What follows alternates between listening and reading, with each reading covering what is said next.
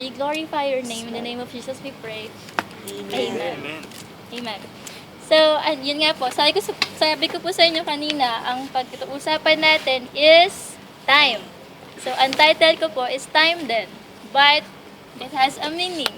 Time? Pakibasa nga po. Time? Okay, so time, T-I-M-E, Teka, I'm not your mortal enemy. So, time is not our enemy. Amen? So, bakit ko po siya na-feeling title? Kasi based on my personal experience, and nakikita ko sa mga nakasama kong tao, ang dalas awayin ng tao yung time. Amen. Lagi nila sinasabi, pag ano ba yan, ang bagal ng oras, ano ba yan, ang bilis ng oras. Parang sabi ko, ano ba ginagawa ng time? Parang nandiyan lang naman siya sa orasan, paikot-ikot lang siya, pero lagi natin siya pinapansin. Lagi natin siya kinikriticize. And then never or bihira ako makarinig ng may nagsabi ng, wow, parang 12 pa lang, I'm so satisfied with this time. Parang, ang saya ko 12 pa lang. Parang ganon. So parang siya natin... So, pero kung sa tutuusin naman po, kung iisipin nyo, hindi naman po bumabagal or bumibilis ang oras. Time is constant. Yung pag-ikot niya mula 10 to 12 noon, 2 hours po yung gap noon, it's the same thing as yung pag-ikot ng 4 to 6 p.m. So, same lang po ang time. Fix lang po yung pag-ikot ng time. It's 60 minutes per hour and then 60 seconds per minute and then 24 hours per day. So, fix po siya. Pero ang nagbabago is tayong mga tao. For example, today, kung kunyari 12 o'clock, sige, today kakain ako and then today ng 12 o'clock kakain ako. Bukas ng 12 o'clock, sige, manood muna ako TV. So, tayo mga tao, tayo yung nagbabago. Nagbabago yung ginagawa natin sa bawat oras. Amen? Pero the time, it is really constant. It is always there. Amen po? So, mabilis pa ba ako? Hindi, okay lang. Ayun. Mabilis yung time. Mabilis yung time. Hindi siya mabilis, kuya. Mindset lang po natin yung magiging mabilis at mabagal. So, wag po natin isisi or awayin ng oras kung bakit minsan may namimiss tayong gawin or parang feeling natin kulang yung time natin sa isang araw. Amen po. For example, sa trabaho, sige, for example, ang pasok mo is 9 to 6 p.m. So, from 9 to 12, sabi mo, nagkape, nagbukas ka ng laptop, ng computer mo, ganyan. So, lumipas sa isang oras na parang petiks ka lang. Tapos, dumating na yung lunchtime, ayan, kumain ka na, tapos 1 hour na naman, lunch break na naman nawala sa'yo. And then, after lunch break, ano nafe-feel mo? Parang inaantok ako, ganyan. Sabi nga natin na kanina. Yan, after lunch break, parang pag kumain ka ng maraming kanin, nakakaantok. So, parang nagkakaroon ka ng idleness between, sabi mo yung lunch mo, kunyari from 12 to 1, so parang 1 to 2 or 1 to 3, parang ang idle mo, parang petiks ka pa lang din. And then, pag dumating na yung 4 p.m., doon ka na magmamadali, ano ba yung mga kailangan kong gawin, ganyan. Tapos sasabihin mo, 5 na, 1 hour na lang uwi, di pa ako tapos, ganyan. So, it is not the fault of our time, but it is the fault of your mindset, and it is the fault of your action. Amen po. So, sabi mo nga sa katabi mo, it is not the fault of time. It's not the fault of time. Amen po. I'm fault of the stars lang. Ayun. But who created time? Pakibasa nga po yung Genesis chapter 1, verse 14 to 18.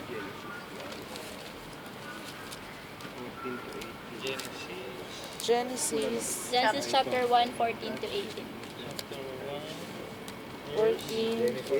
Chapter 1 po, verses 14 to 18.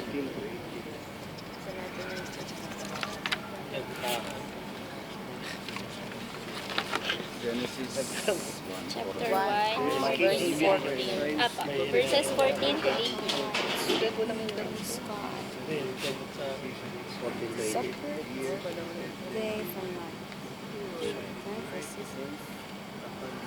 Amen. Sige po, kahit sino na po ibigay. 14. no? Apo. Pagkatapos, sinabi ng Diyos, magkaroon ng ilaw sa kalangitan para ihiwalay ang araw sa gabi at magsilbing palatandaan ng pagsisimula ng mga panahon, araw at taon. Magniningning ang mga ito sa kalangitan para magbigay liwanag sa mundo At yun nga ang nangyari. Translation.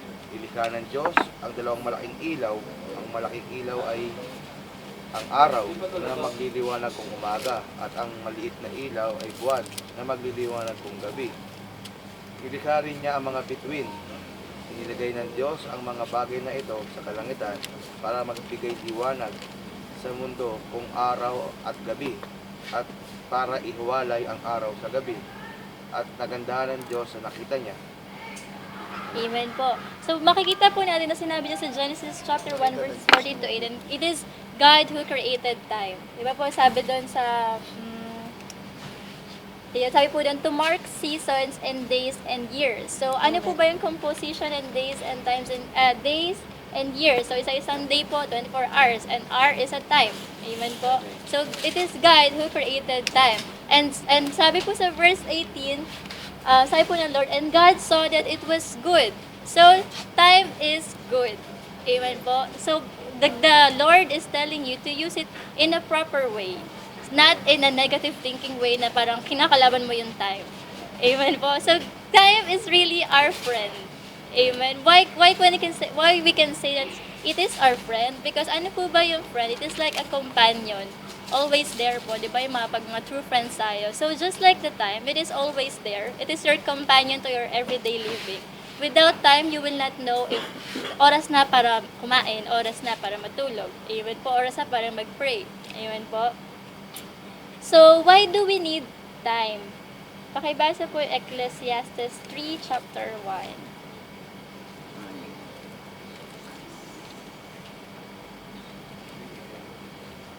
Ecclesiastes Apo, Chapter Ecclesiastes. After po siya ng Proverbs. 3:1. Mga ngaral. chapter Aral. 3 po. Sorry. First one. There's a time for everything and a season for every activity under heaven. So, sabi po dyan, di ba, there's a time for everything. So, we have time to do those things na kailangan nating dapat gawin. Andyan yung time para mag-evangelize tayo. Andyan yung time para mag-pray tayo. Andyan yung time para pumasok tayo sa trabaho. And andyan yung time para magpahinga tayo, and so on and so forth. Amen po. So, gaya po dun sa checklist natin, di ba kung makikita nyo, iba't ibang gawain niya ng isang tao. So, nandyan, God created time for us to use it para gawin yung mga bagay na yan. Amen po. And, ito pa po.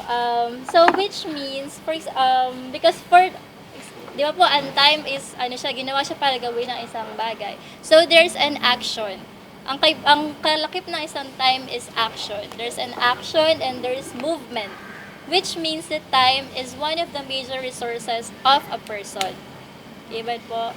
Kasi, for example, imagine nyo na lang po, we have the strength, we have the money, we have the power, and we have the talent, the resources, and everything. But what if we don't have time? So, every other resources will be useless. Amen po. For example, in Christian life, yes, nakikinig ka nagmatan ka ng Bible study, you are learning the Word of God, but you just keep it in yourself. You don't have time to minister to others. Hindi ka nag-evangelize, hindi ka nag-share ng Word of God sa iba, kinikip mo na sa sarili mo. Kasi sabi nga po sa mentoring namin before, sa pagkakalala ko, ang evangelism, sinasadya yan, intentional yan. So, kailangan magsaset ka ng time para mag-evangelism, para mag-pray, and everything. Amen po. Ayan. At may natututunan naman po tayo. Amen. Amen. So, ayun, every day, God is giving us 24 hours para gamitan ang time na yon. But do we even realize that this 24 hours is precious? That time is really precious? Sabi nga po, di ba, time is gold daw. Sige, time is gold. But paano natin nasasabi na talagang time is precious, time is important, that time is really gold? So, meron po akong share sa inyo na 3 main reasons kung bakit important ang time. So, number 1, time has an effect in our life. Amen po. The way you manage your time for today has an effect. For example, ngayong oras na to, ayan, nag-share ako sa inyo ng ganito. So, what will be the effect of that in my life? So, for me, I will be happy kasi I'm serving the Lord through this. And then, for example, sa opisina mo naman, for example, for this time, magkatrabaho ako, and what will be the effect of that?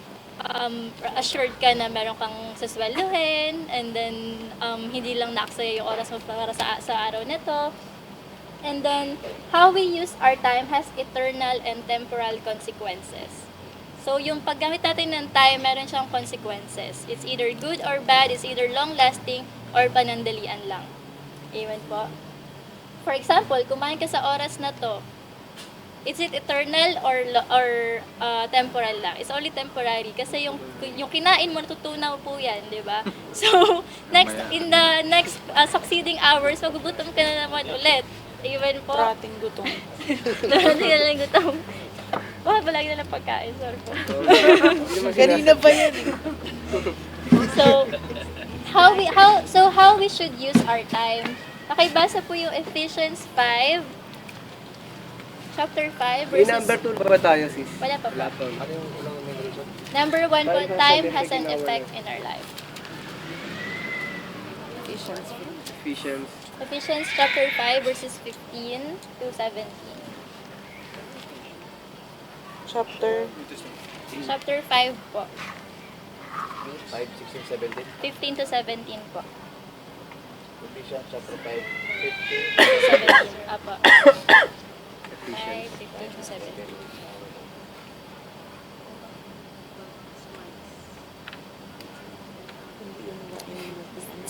Basa. Kapatid ba? Dahil na, basahin. 10:15. Bye. Act like people with good sense and not like fools. These are evil times, so make every minute count. Don't be stupid. Instead, find out what the Lord wants you to do. Okay, so yun po sa NIV version po doon, sabi po doon, make the best use of time. So how we should use our time, we should make the best out of it. Amen. We should maximize our day, but it doesn't mean in maximizing your day you have to rush. Hindi ka kailangan maging parang nagmamadali na lang lagi-lagi. No, hindi naman po sinabi ni Jesus na okay, sige, magiging disciple kita pero kailangan madaliin kita. No. Because God is, di ba sabi nga po sa Bible, be still and know that I'm God. So we should be still lang po, wag tayo in a hurry kasi even Jesus he didn't hurry up. Maybe sa Bible, kung makikita po natin yung life of Jesus, he had time to evangelize. He had time to attend a wedding. Di ba po? He changed the water into wine in the wedding po, di ba? And then he had time to pray. He had time to sleep even in the boat. Di ba po? So, wag tayo pong magmadali. We don't have to rush things. And then, kung mapapansin niyo po, Jesus were able to maximize his time and yet in a balanced way. He is balancing his spiritual ministry and then his personal life. Ini-enjoy niya yung bawat time niya na nandito tayo sa lupa. Nandito siya sa lupa. Amen po. He was there, yes, evangelizing, pero yung evangelizing niya, paano yung approach? He is telling stories. He is approaching people, nagpapagaling siya ng mga tao may sakit. Di ba po? So, as a child of God, we should be imitators of Christ. Amen po. Let us imitate the perspective of Jesus about time. He didn't hurry up. He just enjoy his time and yet make an impact to others. Amen po. So tayo, enjoy lang po natin yung time. We don't have to rush. No one is rushing us. Pero we should keep in mind that we only have 24 hours per day. And yung mga hours po na dumaan na, hindi natin na yung mababalik. Diba po? Amen. So, don't use your time for nothing. Don't just let time pass by. Amen? Okay, ito na po yung number 2. The reasons bakit mahalaga ang time. Second one is, we do not know when we will run out of time. Amen. Amen. It is only God who knows what will happen next. You can never tell if this would be your last day. Amen po. Hindi mo alam, baka ito na yung huli mong araw sa mundong to. If will you ng Lord, it will happen. Amen po. But sabi po sa Bible, His thoughts are higher than our thoughts. So we can never ever tell if this will be our last day. Kung bukas hindi pa tayo magkita-kita, it is only God who knows it. Amen po. So, but what if ito na talaga yung last day mo? Can you say to yourself, sa sarili mo na, you spend your time here on earth parang in a nice way, parang fulfillment ba? Yung pag-spend, yung mga panahon mo bang ibinuhay sa mundong ito, masasayo ba na talagang isa siyang fulfillment, satisfied ka pa the way how you live your life? For example, kunyari, ilang taon ka na, 40, 50, or 60. Imagine mo, in the 60 span, yung span ng life mo na 60 years, ilang years dun ba yung talagang nabuhay ka na ng parang kay Christ? And now that nag-Bible study tayo, we're studying the Word of God, we know God, and patuloy pa din nakikilala ang Diyos. Dapat ngayon pala, sabi nga sa kanya, wake up child, it is your time to shine. Amen. Diba? Amen po. So, it is our time to shine. We just don't just sit here and do Bible study. Yes, it is good. But God requires us also to stand up there outside and minister to other people. Amen po. So, pakibasa rin po yung Proverbs 27 verse 1. Proverbs.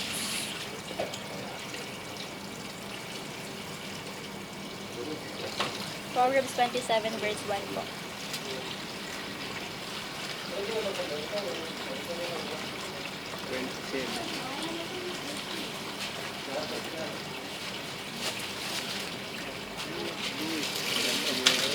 Devotion mo. 27:1. Sige po, Brother Alvin. Do not boast about tomorrow, for you do not know what a day may bring. Okay, so wag po tayong sabihin natin na, ay hindi, di bale, bukas na lang, may bukas pa naman eh. Don't be so confident na meron pang bukas. Amen?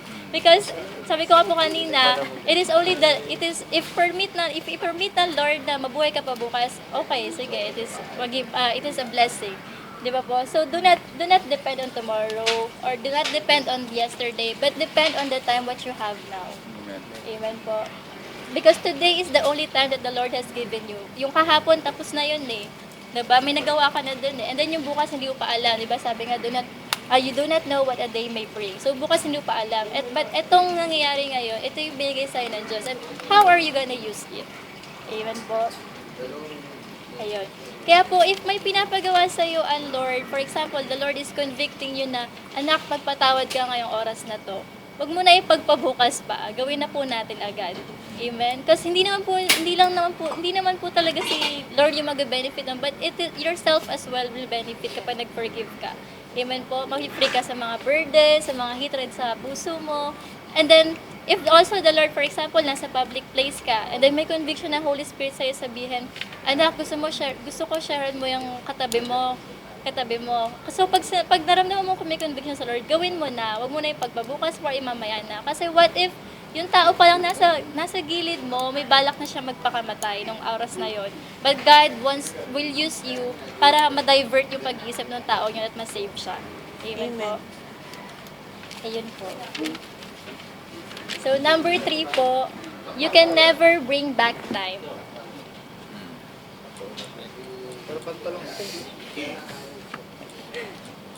Okay po. So, you can never bring back time. Ang bawat segundo, minuto, o oras na nagdaan na hindi mo na may babalik. So, pakibasa po yung Psalm 118 verse 24.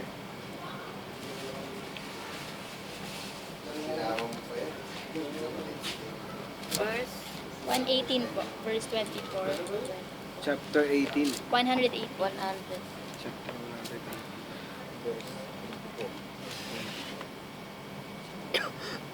118 verse po. 24 po. 100. Psalm 118 verse 24. This is the day. Sabi po dyan, diba, this is the day that the Lord that has made. Let us rejoice and be glad in it. And be glad in it. So ngayon, ano pong date ngayon? October 20, 2014. This is the day that the Lord has made. So let us focus on our today. Let us focus on what we have today because today matters. Di ba po pag sa history, ang bawat araw na yan, may kahalagahan. So it is like in your life, ang bawat araw ng buhay mo, mahalaga yan. It can be a history or it can be a legend. Amen po. Lalo na, it can be a legend if you impact, parang may iniwan kang impact sa isang tao or sa isang nation. Amen po. So, ngayon po, alam naman po talaga natin na mahalaga ang time. Amen. But bakit kaya natitaken for granted pa rin? Ewan po. Laziness.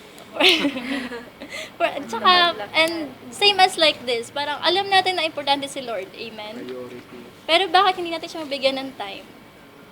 Diba kung sabi nga po sa tithes, kailangan yung 10% ng income mo, bigay mo kay Lord. So, ang time, believe it or not, it is an income. Amen? Because it is from the Lord. The Lord has given you that. So, you receive it. Amen? So, it is an income. So, what is a 10% of 24 hours? It's like 2.4. 2 minutes and 2 hours and 40 minutes. So, did you give, ngayong araw na to, binigyan mo na ba si Lord ng 2 hours and 40 minutes? Amen po. Di ba po? So, the Lord deserves our time. And a time that is spent with God is never a wasted time. Amen po. Ayun po. So, ito po yung mga situations in our life why we waste our time. Amen. So, parang there are 3 basic situations why we waste our time. Number 1 is... Ay, sorry po. Nakukuha naman po. Maklear naman po. 3 situations why we waste our time.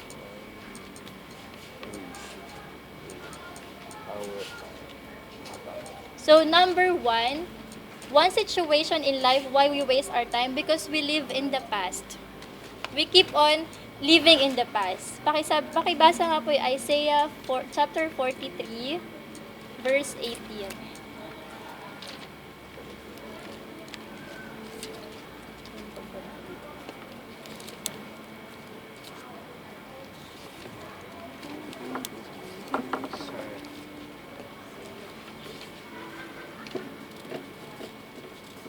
Isaiah chapter 43, verse 18. 43 po, 18. verse 18. Si Kuya Ryan daw. Isaiah 43. Remember it, not the former things, neither consider the things of old. Okay. So, sa ibang version po sabi, forget the former things. Do not dwell in the past. So, the Lord does not want you to live in the past. Move on nga rin sabi, di ba? Move on then pag may time. So, now you have time. So, now you move on. Amen? Don't dwell in your past. Sabi, wag mo nang balik-balikan pa. Tapos na yun eh, di ba? Tapos na yung past mo. So, gaya sa, kunyari, yung failure mo sa buhay, nire-reminisce mo pa. Di ba, parang binabalik ako pa sinasabi mo, ay, ganito ako, nung grade 1 ako, hindi ako top 1, ganyan. Binabalik ako pa grade 1 ka pa, nun, anong edad mo na ngayon? So, di ba, ano magiging result nun kung nagdudwell ka sa past? Wala kang gagawing something great today because your mind is keep on telling you na ikaw isang failure. Amen? So, parang nabuhay ka na lang, isip mo na lang buong buhay mo, failure ako dahil sa past ko. But if you move on, nakakalimutan mong failure ka, you will do something new today for you to be better. Amen po. So, that is why, so kung dahil nga naglilive ka, namumuhay ka sa nakaraan, wala kang gagawin something great today because your mind is telling you that you are a failure. That is why you waste your time with idleness. Nagiging idle tayo. Walang ginagawa, sabi nila ka lang dyan. So, ayun po. So, wala kang ginagawa. Example pa, ang dami mong ginawang kasalanan before. So, kaya today, hindi ka makapunta ng church kasi iniisip mo, makasalanan ako, hindi ako pwede dyan, ganyan, masusunog daw ako, ganyan. Diba? Because you keep on dwelling in the past, doon ka na lang namumuhay, para iniisip mo na lang iniisip yung past mo, kaya hindi ka na maka-move on forward, and wala kang prosperity maramdaman because yung mindset mo nasa past pa din. Amen po? And, ito po. So, again, do not waste your time doing nothing. Let your past be a lesson to you, not a dictator of who you are. Amen? Pa. Apo. So, let your past be a lesson to you, but not a dictator of who you are. Hayaan mo yung past mo maging lesson lang siya sa'yo.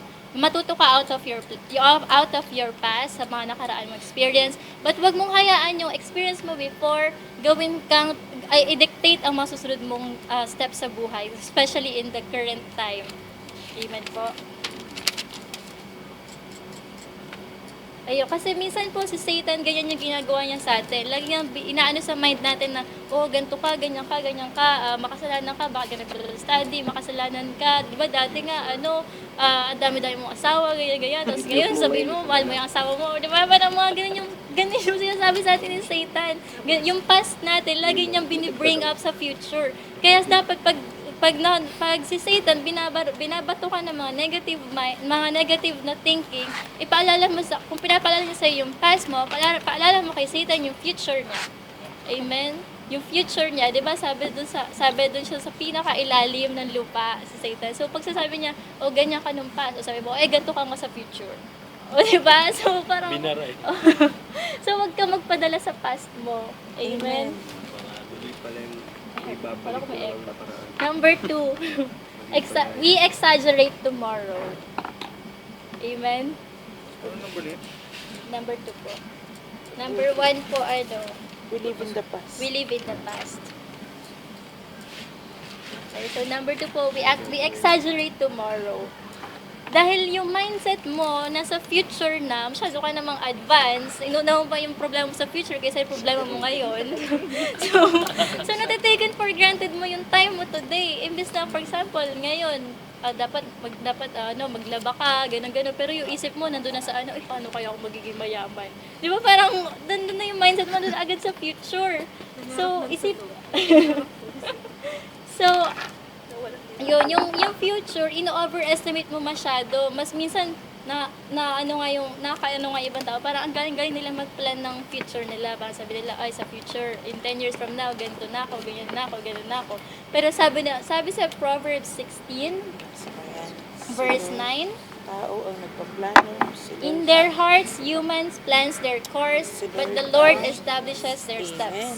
Amen po. At the end of the day, whatever we plans that we made, but if we didn't submit it to the Lord, and kung hindi yun will ng Lord para sa atin, hindi yun magsasucceed. Amen. But the will of the Lord will always prevail. Amen. Amen po. So kahit ano pang plano mo sa buhay, it is still the will of the Lord that will prevail. Amen. So, ayun po. Whatever. And wag din po tayong maging, alam niyo po yung manana habit. Yes, mamaya Mamaya. na. Yun, mamaya na. Parang lahat na lang mamaya na or bukas na. So, hindi, bilang mga Kristiyano po, let us be, na wag natin maging portion yun, wag natin maging ugali po yun. Amen po. Imagine nyo na lang, paano pag si Lord sinabi niya, mamaya na. Do you think, ano po tingin nyo mangyayari sa atin? Di ba po? Amen. Tapos, and dahil alam mo nga may bukas pa and masyado nang focus yung isip mo sa future, hindi mo na ginagamit mo yung time mo ngayon ng tama. Instead, you will use your time today with wickedness. Kung ano-ano lang masasamang bagay ang gagawin mo ngayon dahil alam mo may bukas pa. For example, sige, maglalasing ako ngayon kasi may bukas pa, pwede pang magbago bukas. Amen? So, hindi po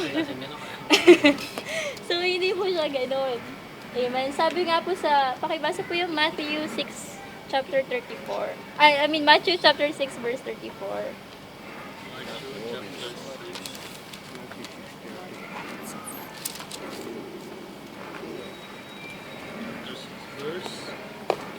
Matthew chapter 6 verse 34 po.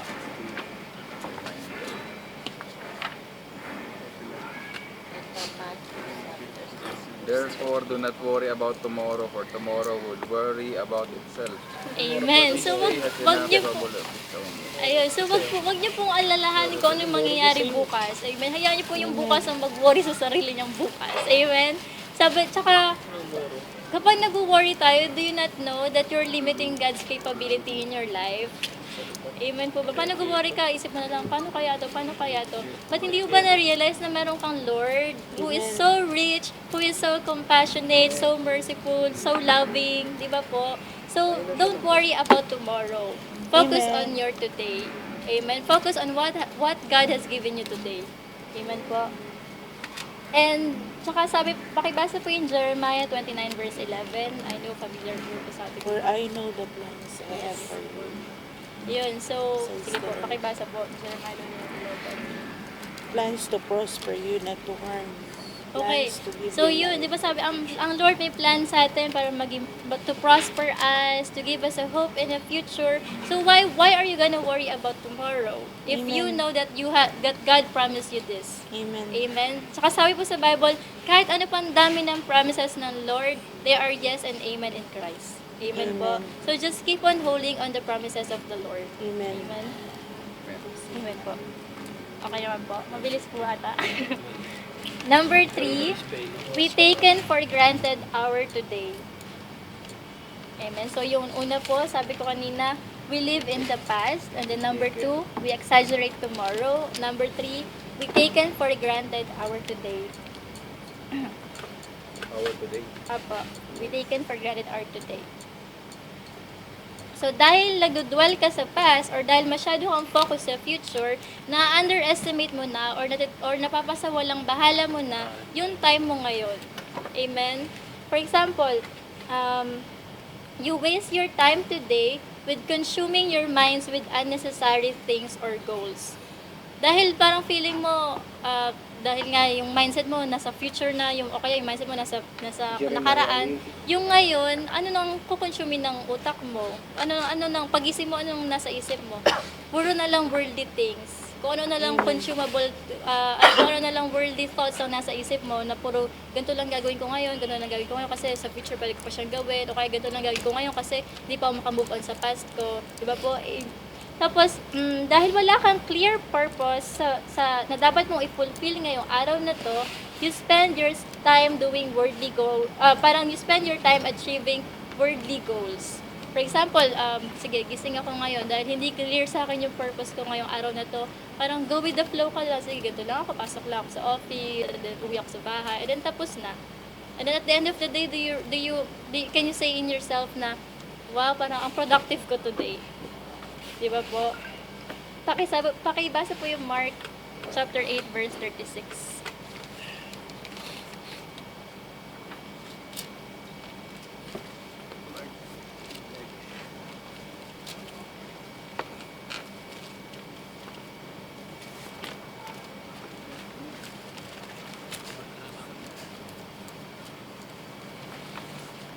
Sige po.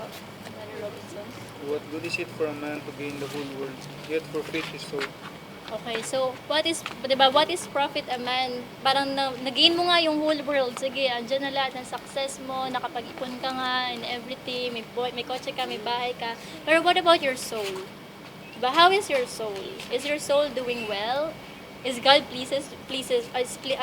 pag tumingin ba sa'yo, ang Lord napiplease ba siya? Or ang mga tao napiplease pag tumitingin sila sa'yo kasi nasisilaw sila sa kung ano-ano mang mga achievements mo sa buhay. Amen?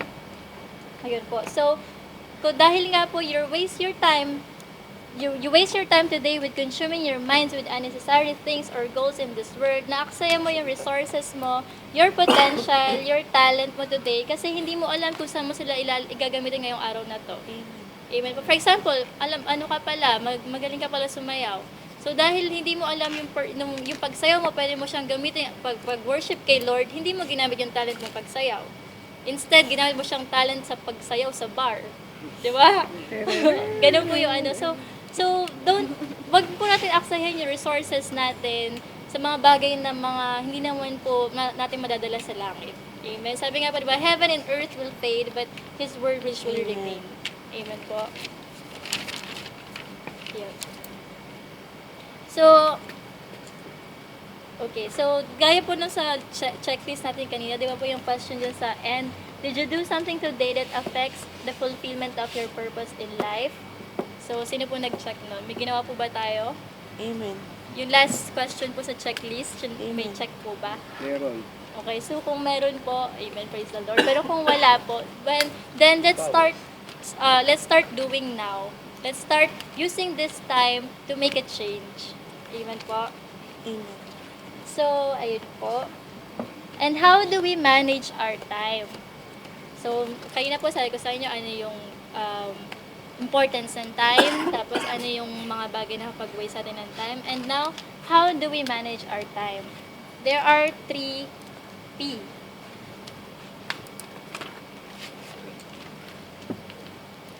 So, number 1, first P, purpose. So, know your purpose para each day you will fulfill something. Para know your purpose so you have parang basis kung paanong gagawin mo ngayong araw na to. For example, for us, our purpose is to love God and to love people, to win souls and make disciples. So tomorrow when you wake up, dahil alam mo yun ang purpose mo, may gagawin kang something new. For example, maglalaan ka ng oras, gagamitin ko yung time na to from 8 p.m. to 9 p.m. kahit 1 hour lang yan, still, it is mahalaga kung may na-save kang souls or na-share mo na may na-share ka ng Word of God. Amen? It is not how long you spend in the wilderness o kung dyan sa public para mag-share ng Word of God, but it is how you imparted the Word of God in the lives of those people na wala pa sa Panginoon. Amen. Amen po. So, pakibasa po yung Matthew 28, chapter 28, verses 18 to 20.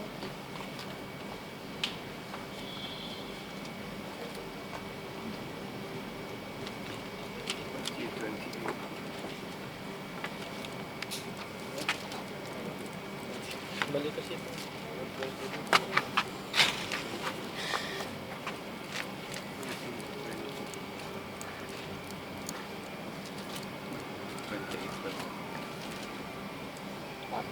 Matthew 28 verses 18 to 20.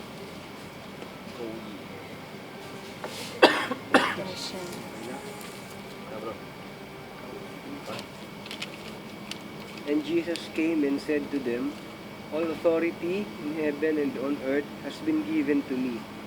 Go therefore and make disciples of all nations, baptizing them in the name of the Father and the Son of the Holy Spirit, teaching them to observe all that I have commanded you.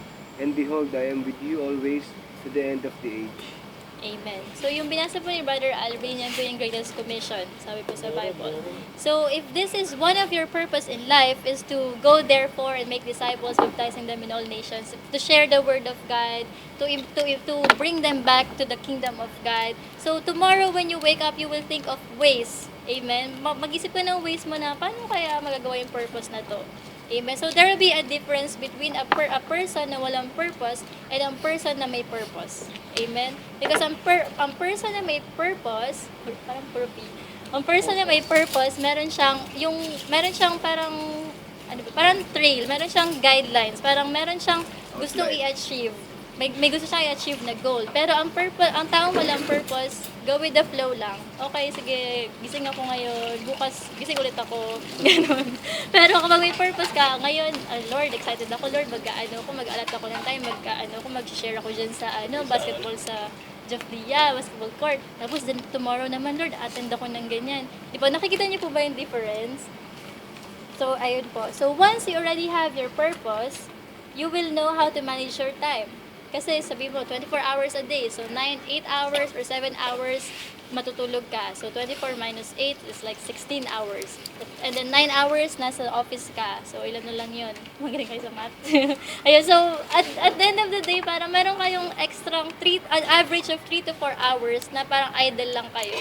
Na parang pwede nyo gawin yung lahat ng gusto nyo gawin. Pwede kayo manood ng TV or everything. So, bakit hindi yung kahit 1 hour lang? Let us try to, di ba sabi ko po sa kanya, ang evangelism sinasadya. Di ba? Let us at least give 1 hour, kahit dyan ka lang sa labas, approach people na, hey, Jesus loves you. Yung sabihin mo lang sa tao na mahal ka ng Panginoon, believe me, there will be an impact to that person. Kasi who knows, malay mo wala nagsasabi sa taong yun na mahal siya ng Panginoon, kaya wala siya sa Panginoon. And then you will be sabi nga ng Panginoon, you will be the light of this world. So let us be light to those people who are living in darkness. Amen po. So, number 2 is priority. Amen.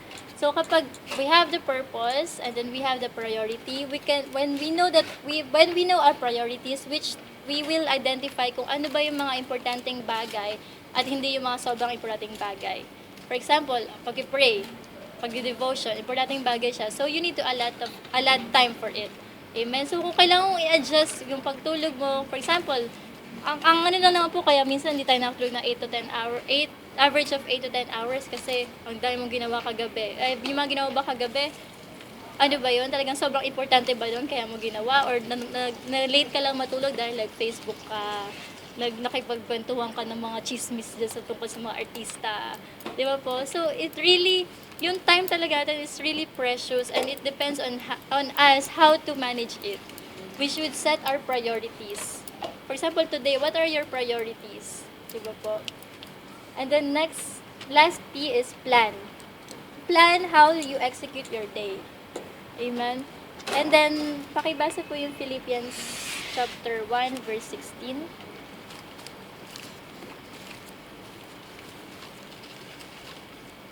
Philippians Opo. verse Verse 1 po, chapter 16. 1 verse 16. Opo.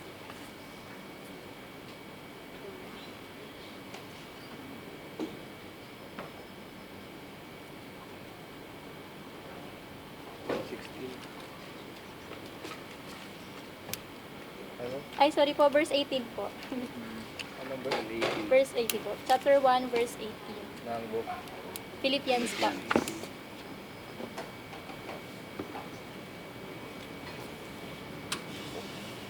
Ano po?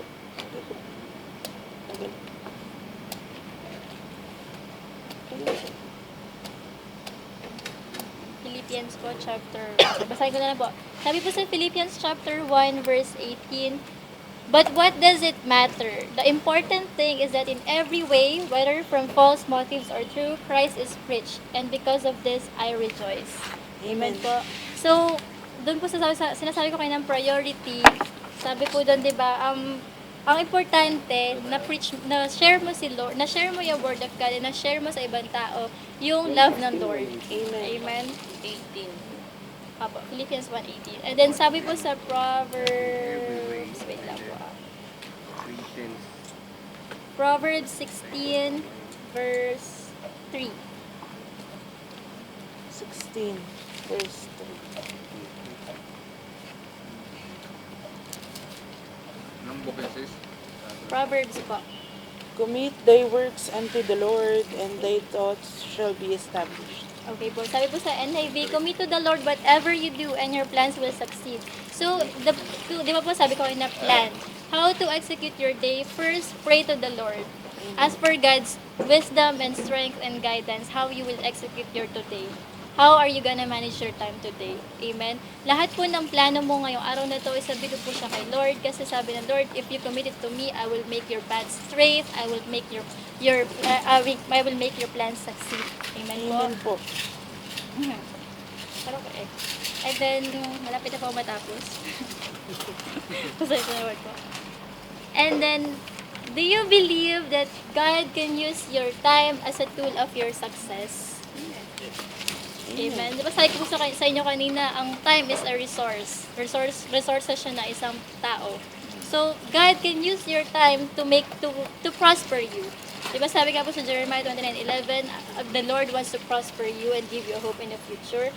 So, how can our time be a tool for our success? First, because the way you choose to invest your time today directly affects your future. Kung Amen. paano mo i-invest yung time mo ngayon, maapektuhan yan yung future mo. Amen. Sabi ko nga po sa'yo kanina, yung isa sa mga di ba, time, yan yun. Sabi ko nga dito, wait pa. Yun, so sabi ko nga po kanina kung ba't mahalaga ang time, because time has an effect in our life. So how you invest your time today, it will directly affect your future. For example po, ngayon nagba-Bible study tayo. We are investing our time, amen po, in this Bible study. And then it will affect our future because this Bible study can help us grow, can help us to know deeper Christ. Amen? And then sooner or later, gagawin tayo ng Lord na naging leaders of leaders na rin. Who knows, maybe tomorrow or sa mga susunod na araw, si Ate Alice na nag-preach dito. Amen. Amen po? So, ganun po yun. So, so you will become what you are becoming right now. Notebook yan. Amen. You will become what you are becoming right now. Check po yung sarili mo. What are you becoming ba? Ano ba yung character formation mo ngayon? Ano ba yung preparation na ginagawa mo ngayong time na to para sa future mo? Amen po. For example, dati attendee ka lang sa church, Pero dahil dumadanas ka nga ng character formation through the time na ginagamit para sa Panginoon, magiging pastor ka, God willing. Amen, po. Amen. Amen. There is nothing is impossible nga po to those who believe. Amen. Amen. And nothing is Pastor. impossible with God. Amen. So, God wants to prosper us. Huwag tayo magkaroon ng maling perspective na, ay, grabe, lagi na lang araw-araw, parang pinagsakluban ako ng langit at lupa. Wala na talagang, parang hindi naman ako successful. Ilang years na ako sa Dubai na to, parang ba't wala akong ipon, ganyan-ganyan. Change your mindset and change the way how you invest your time. Amen po. Believe that success is possible. Amen. And success is not measured by recognition or by awards. Hindi porket marami kang achievements or marami nag-recognize sa'yo na, ay, ang galing niya, grabe na yung narating niya sa buhay, it doesn't mean that you are successful. Because ano po sabi ng Lord sa Mark chapter 9 verse 35?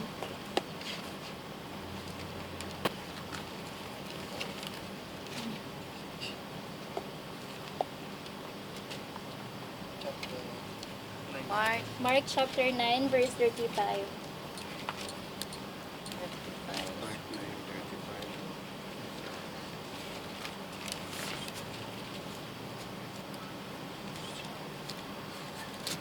Sitting down. At siya'y naupo at tinawag ang 12. At sa kanila'y sinabi niya, kung sino man ang ibig na maging una, ay siyang mahuhuli sa lahat at lingkod ng lahat. Okay, so if you want to be successful, if you want to be the greatest, you need to be the servant of all. Amen. Amen. Just like Jesus Christ, He became the servant of all. Amen. That's why right now, who is the Most High? It is Jesus. Amen. So kayo, wag kayong madismaya or maano kung feeling nyo ang hindi kayo successful ngayon. Because the thing is, yung pagiging successful, hindi siya material na bagay. Hindi lang siya material na bagay. Successful is also about your service to Christ, to service to Amen. people. Amen? So, and next po, success is not a magic. Amen? Ang success hindi yan magic na biglang darating na isa. Sabi ko mo kanina, ang stars na daw ngayon is horoscope. Di ba? So, paano pagsabi sa horoscope? Di ba yung horoscope po, di ba nakalagay na kunyari, Capricorn ka. Tapos ang sabi sa horoscope mo, ang Capricorn ngayon ay hindi suswertehin, wag ka nang lumabas ng bahay, ganyan. So, edi ang magiging mindset mo na, ay, hindi ako suswertehin ngayong araw na to, hindi ako magiging successful. So, yung time ko, dito na lang ako sa bahay, hindi na ako gagawa ng way para maging successful. So, na-taken for granted yung time na binigay sa'yo ng Lord ngayon. Kasi yung iniisip mo, yung horoscope mo. Amen? Which is, sabi po sa Proverbs 21 verse 30, pakibasa po. 21:30 sis. Apo. Opo, yun.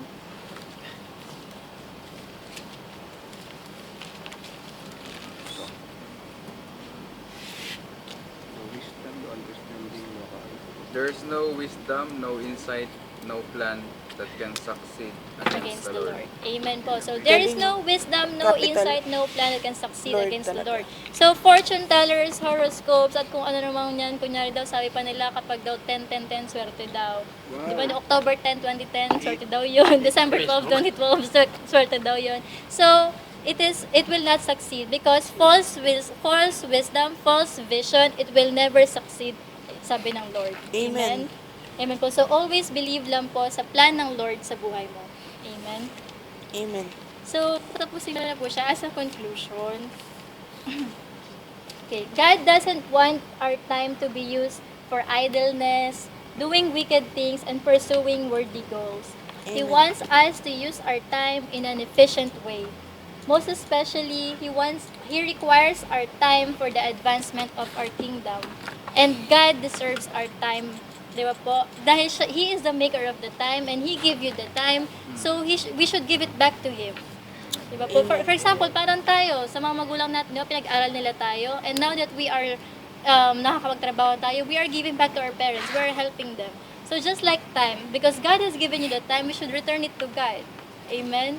In a proper way, in doing your devotions, doing evangelism, doing worshiping God, yung mga Amen. those things po. Meditation. So, yun nga po, kung kanina, ang title natin is Teka, I am not time, Teka, I am not your mortal enemy. Now we have a new title. Wow. Part 2 na yata yun. Okay, so, ito na po. This is my moment to be efficient. Amen. Amen po.